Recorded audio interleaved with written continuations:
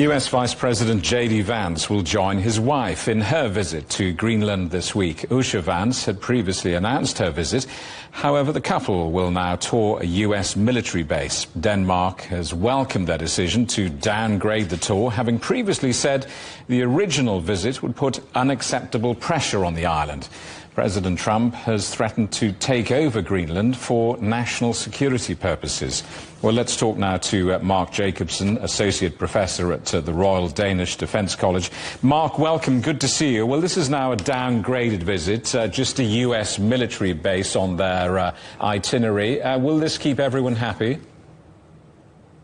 No, certainly not. It's, well, first of all, in comparison with 24 hours ago, when the visit also included a dog race in Sisimiut, in comparison with 24 hours ago, it makes people more happy.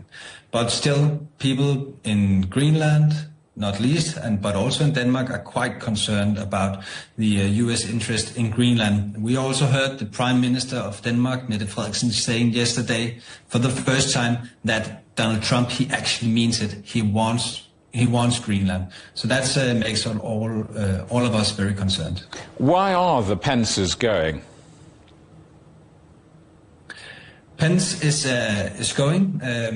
Well, allegedly, if I can only refer to his post on X, but that because there are immense threats to Greenland. He doesn't say any names of any states or any other actors, but he said there are immense threats to Greenland, and also because it's important for U.S. national security. And that's true. Greenland is geostrategically very important for the U.S. In protection against missiles, for instance, from Russia. So the shortest distance from missiles from Russia towards the U.S. goes via the North Pole, via Greenland, and therefore the location of the Pituffik space base, recently known as the Thule Air Base, is immensely important.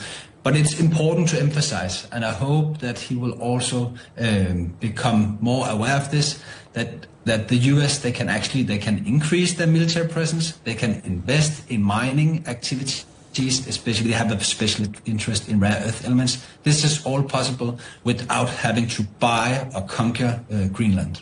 There was recently an election there, just several weeks ago. What was the message from voters?